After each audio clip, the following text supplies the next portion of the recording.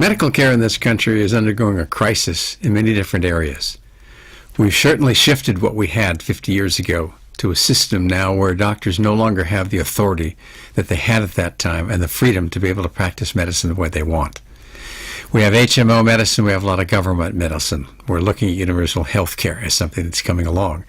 And with that's going to come a standardization that's going to limit doctors from being able to practice the style of practice they want in a lot of situations. And a lot of it boils down to standards, which are going to make one size fit all, but it also boils down to economics, and things are going to be limited that way too. A study in Archives of Internal Medicine, published in August of 2012, showed that medical doctors are suffering from burnout. Nearly half of all the MDs in this country have at least one symptom that leads to burnout, to more errors, and to a lot of dissatisfaction in their practice.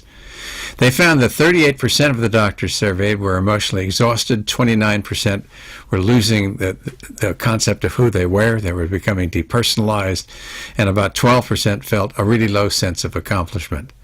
These are serious things that show that doctors are not happy in general with how medicine has transitioned.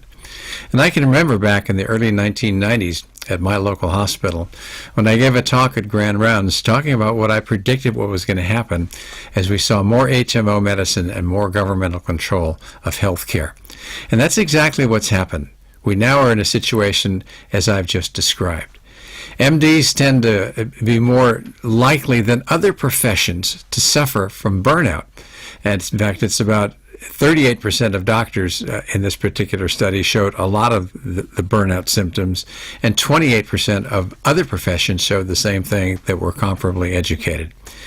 And the kinds of specialties that were affected the most were doctors in emergency medicine, internal medicine, and the GPs.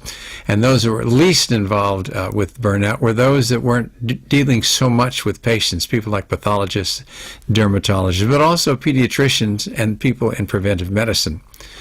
So this article came to four conclusions. One is that many doctors are burning out.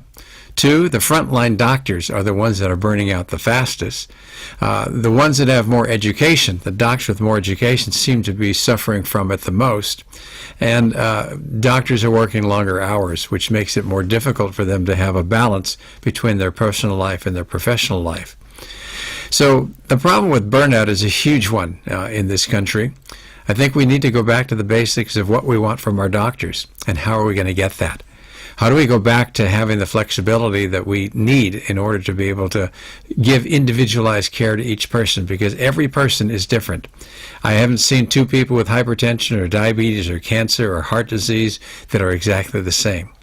That requires not only knowledge but experience, and it also, of course, requires a lot of flexibility.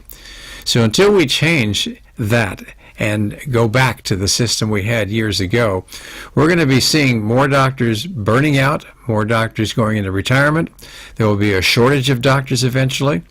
Of course, the reimbursements are going down as well to physicians, so we've got a double whammy there where I think we're in trouble.